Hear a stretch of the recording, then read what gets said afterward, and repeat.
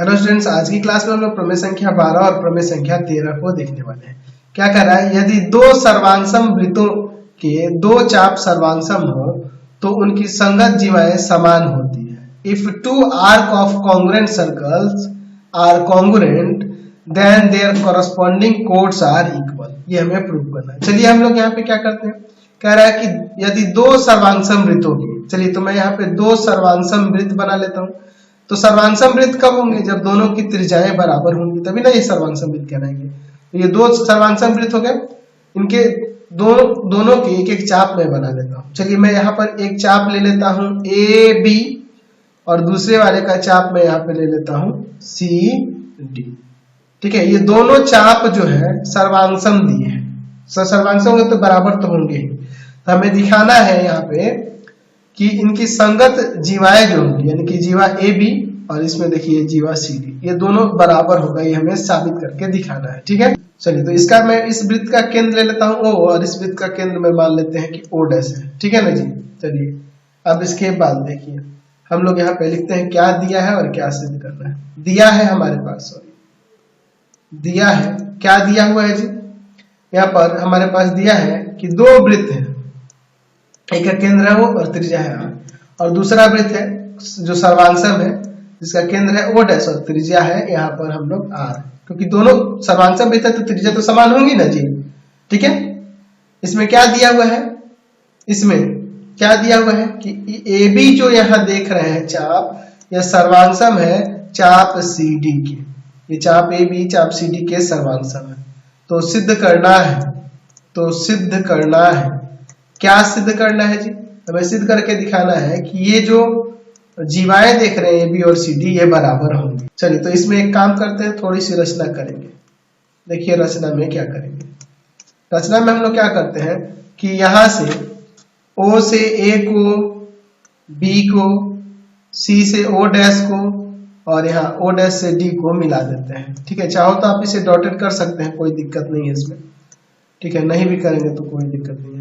चलिए देखिए रचना है तो कर ही देते हैं। यहाँ पे लिखते हैं कि ओ ए, O B, O dash C तथा ओ डैश डी को मिलाया।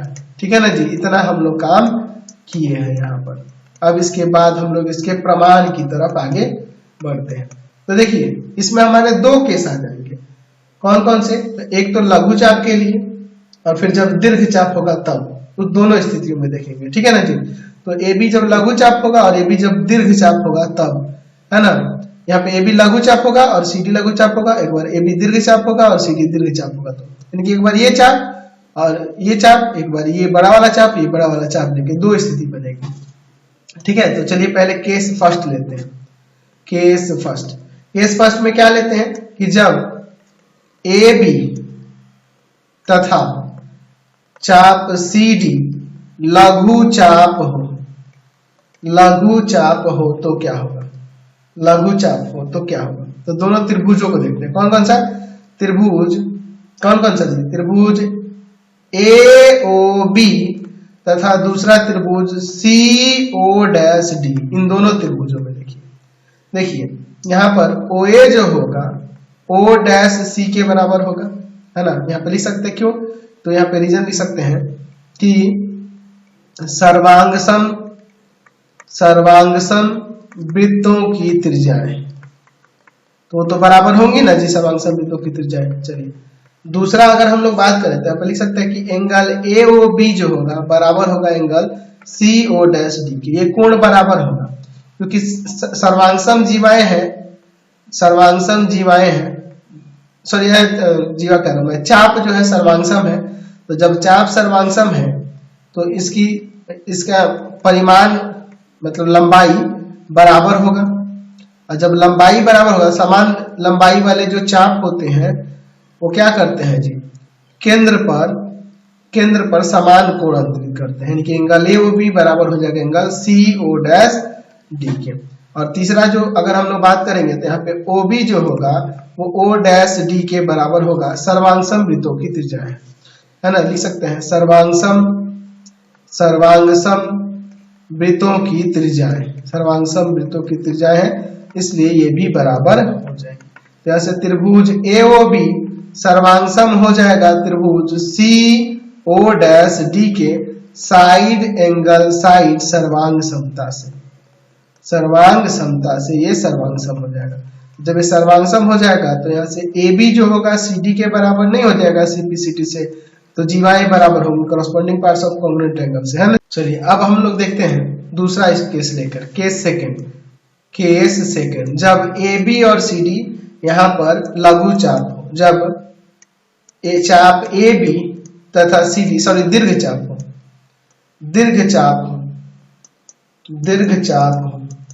तो जब दीर्घ चाप होगा तो यहां पर बी ए ये वाला तथा डी सी जो चाप होगा ये लघु चाप हो जाएगा, लघु चाप होगा।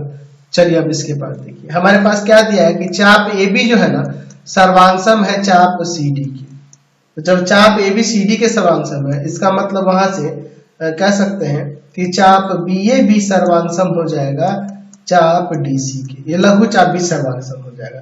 तो लघु चाप सर्वांगसम है, तो लघु चाप सर्वांगसम है तो अभी हमने देखा ऊपर कि जब चाप सर्वांगसम हो गए तो उसकी संगत जीवाएं बराबर हो जाती है। यहाँ पे देखा ना पहले वाली स्थिति से, है ना जी, देखे थे अभी चाप ए बी सर्वांगसम था चाप सी डी के, तो यहाँ पहले वाली स्थिति से क्या हो रहा है, तो यहाँ पे ये बी ए बराबर हो जाएगा किसके, डी सी के। लिख सकते हैं कि केस 1 से ऐसा होगा। चलिए अब इसके बाद जब बी ए डी सी के बराबर है तो इसे भी तो लिख सकते हैं ए बी बराबर हो जाएगा सी डी, ये प्रमाणित हो, यहाँ से भी हमने ये साबित करके दिखा दिया। चलते हैं नेक्स्ट प्रमेय पे। चलिए अगला देखते हैं हम लोग प्रमेय संख्या 13।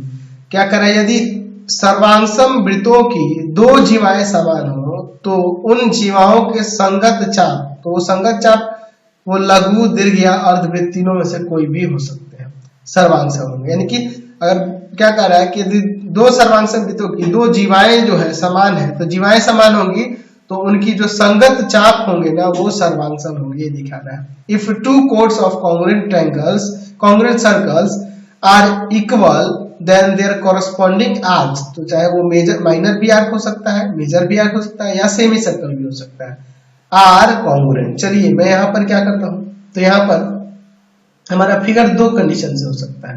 पहले मैं तो यहाँ पे देखिए अर्धवृत्त वाला तो बाद में है ना जी, तीसरे नंबर पे कंडीशन है, तो पहले मैं पहला ही कंडीशन पहले लघु और दीर्घ चाप के लिए मैं यहाँ पे कंडीशन बना देता हूँ, और एक और जो बचेगा उसके लिए लास्ट में हम लोग देख लेंगे, या फिर चाहो तो मैं उसके लिए भी यहाँ पे दिखा देता हूँ, है ना। दूसरा मैं यहाँ पे बना देता हूँ, ये जो आप स्थिति देख रहे हैं, ये जो मैं बना रहा ये किसके लिए बना रहा, अर्धवृत्त के लिए बना रहा। तो देखिए क्या कह रहा है कि जीवा समान दिया हुआ है ना जी, जीवा समान दिया है, लंबाई के में समान है जीवा, ठीक है। चलिए इस वृत्त का केंद्र ले लेते हैं यहाँ पर O, और इस वृत्त का केंद्र ले लेते हैं O डैश। यहाँ AB जीवा है और इसमें CD जीवा है, तो इसके यहाँ पे ये जो आप चाप देख रहे हैं AB और CD ये सर्वांगसम होंगे। एक बार लघु को एक बार दीर्घ को दिखाना होगा इससे, ठीक है। उसी तरह से यहाँ पर मैं क्या कर लेता हूँ, इसका व्यास ले लेता हूँ। तो व्यास क्यों ले रहा हूं, क्योंकि अर्धवृत्त की बात हो रही है ना, तो अर्धवृत्त कब होगा, जब व्यास खींचेंगे तब। ये ए बी और सी डी जीवा ही है जो केंद्र से गुजर रही है, तो एक्चुअल में वो व्यास हो गया, ठीक है ना जी। तो ये अर्धवृत्त बनेगा ना यहाँ पे। तो ये दो अलग कंडीशन है, इसमें दो, एक बार लघु के लिए एक बार दीर्घ चाप के लिए देखना होगा। चलिए अब इसके बाद देखते हैं क्या दिया है और क्या सिद्ध करना है। दिया है यहाँ पर कि क्या दिया है जी, यहाँ पर दिया हुआ है कि वृत्त जो है किस तरह के वृत्त है, एक का केंद्र है O, त्रिज्या है R, दूसरे का केंद्र है O डैश और त्रिज्या है R, दोनों सर्वांगसम है, इसलिए समान त्रिज्या मैंने लिखा है। इसमें क्या रहा है कि जीवा जो है ना, जीवा AB जीवा CD के बराबर है, दोनों जीवाएं क्या है, बराबर है। चलिए तो ये हो सकता है, या यहाँ पे लिख सकते हैं कि ये लास्ट वाले सेकंड वाले फिगर के लिए व्यास AB बराबर है व्यास CD। एक ही बात होगी, जीवा लिखो या व्यास लिखो एक ही बात होगी, है ना जी। हाँ, जीवा व्यास हो जाएगी जब वो केंद्र से गुजरेगी, तो हम लोग जानते ही है ना जी। इसको व्यास नहीं लिख सकते, लेकिन इन दोनों को जीवा तो लिख सकते हैं ना जी, कोई दिक्कत नहीं है। चलिए, तो ये या स्थिति सेकंड के इसके लिए स्थिति थर्ड के लिए हमने लिया है, ठीक है ना जी। चलिए, तो अब इसके बाद देखिए, तो सिद्ध करना है, तो सिद्ध करना है, क्या सिद्ध करना है जी? सिद्ध करना है कि ए बी चाप जो होगा सर्वांगसम होगा चाप सी डी की, जहां ये चाप ए बी तथा सी डी जो है ना, ये दोनों चाप या तो लघु या दीर्घ चाप या अर्धवृत्त है, ये हम लोग ऐसे लिख सकते हैं। चलिए, तो इसमें हम लोग रचना क्या करते हैं, देखिए पहले वाले चित्र में करेंगे, दूसरे में तो कोई रचना करने की जरूरत ही ना है। चलिए, हम लोग क्या करते हैं, ओ से ए को, ओ से बी को मिलाते हैं, फिर उसी तरह से देखिए सी से ओ डैश को और डी से ओ डैश को मिलाते हैं, ठीक है ना जी। इसको डॉटेड कर देते हैं क्योंकि हमने रचना की है। चलिए, अब इसके बाद हम, ठीक है, ये रचना हमने कर दी, तो यहाँ पे लिख देते हैं कि ओ ए, O B, O dash C तथा ओ डैश डी को मिलाया, ठीक है ना जी। इतना हम लोग काम किए हुए हैं। चलिए, अब हम लोग इसका यहाँ पर प्रमाण देखते हैं। अलग अलग स्थिति आएंगी। केस पहला पहले लेते हैं, केस फर्स्ट। पहले वाले चित्र में देखेंगे इसमें, ठीक है ना, पहले वाले चित्र में हम लोग पहले ले लेते हैं कि जब ए बी तथा सी डी चाप जो है ना, ये लघु चाप है, जब ये लघु चाप है तो, ठीक है। चलिए, ये फिगर हटा दिया, वो तो लास्ट में जरूरत पड़ेगी ना। चलिए, लघु चाप होंगे तब देते हैं त्रिभुज AOB और तथा त्रिभुज CO डैश D, इन दोनों त्रिभुजों में देखिए, है ना, AOB और CO डैश B में। चलिए, इन दोनों त्रिभुजों में देखिए यहाँ पर क्या होगा। इनको सर्वांगसम करने के लिए देखिए क्या करते हैं, OA जो होगा, OA वह O डैश C के बराबर होगा। लिख सकते हैं कि सर्वांगसम वृत्तों की त्रिज्याएं, तो ये बराबर होंगे ना सर्वांगसम वृत्तों की त्रिज्याएं।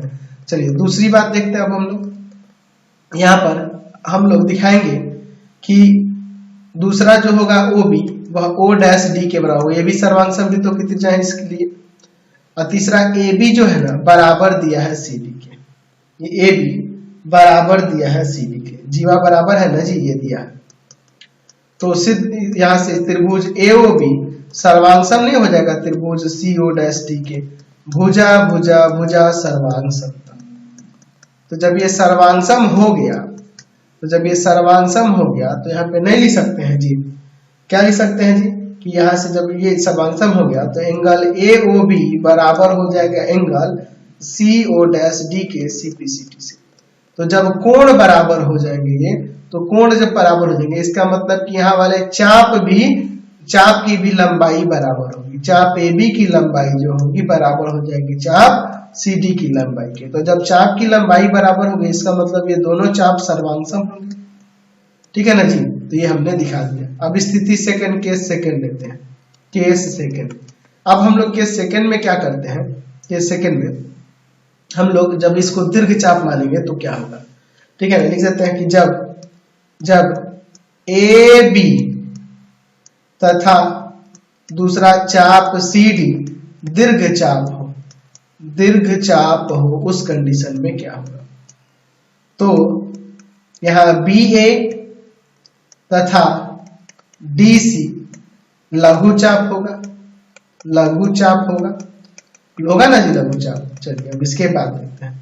हमारे पास दिया हुआ है कि AB जो है ना जीवा, वह बराबर है जीवा CD के, ठीक है। तो या तो आप चाहे तो इसको BA लिख सकते हैं, जीवा की कोई दिक्कत है ना, और यहाँ DC लिख सकते हैं, उससे कोई फर्क नहीं पड़ेगा, ठीक है ना जी।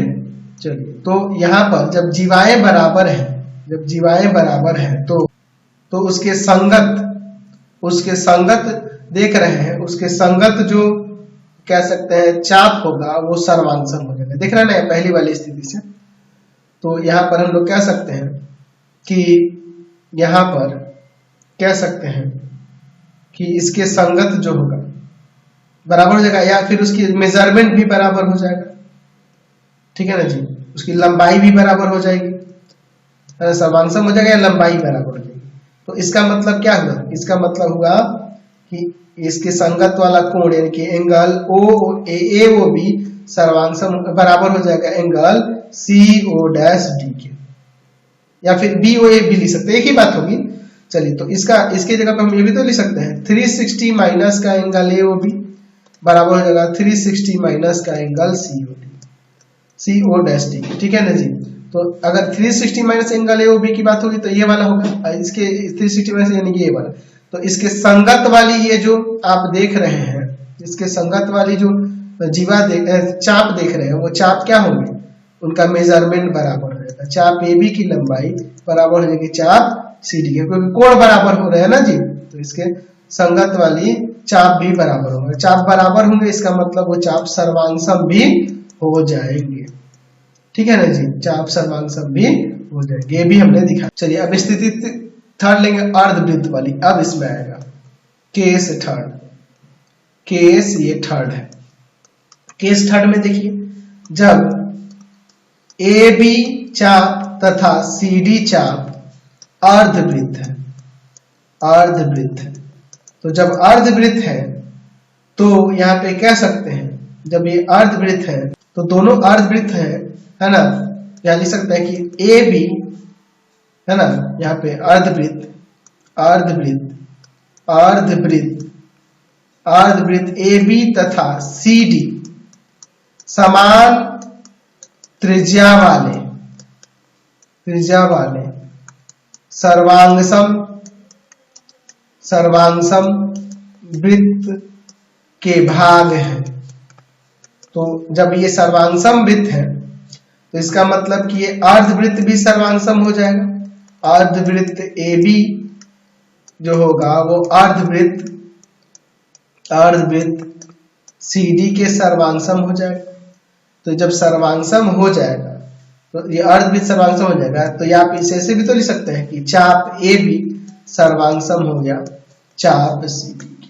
ये प्रमाणित हमने यहाँ से तीनों स्थितियों में दिखा दिया, समझ गए। तो आज की क्लास में इतना ही, नेक्स्ट वीडियो में आगे देखेंगे। आपको हमारे 3 चैनलों को सब्सक्राइब करना होगा। पहला है pathfinder classes Chhapra, pathfinder classes Chhapra.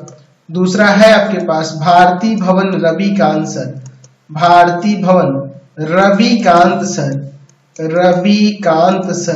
और तीसरा चैनल है Ravikant sir RD Sharma solution, RD Sharma solution. तीनों चैनलों को सब्सक्राइब कर लेंगे। इससे रिलेटेड वीडियो के लिए सीधे डिस्क्रिप्शन में, इससे रिलेटेड नोट्स के लिए गूगल पे जाकर सर्च करेंगे www.ravikansir.in, और यहाँ जाकर आप सभी क्लासेस के नोट्स उनके PDF को डाउनलोड कर सकते हैं, पढ़ सकते हैं।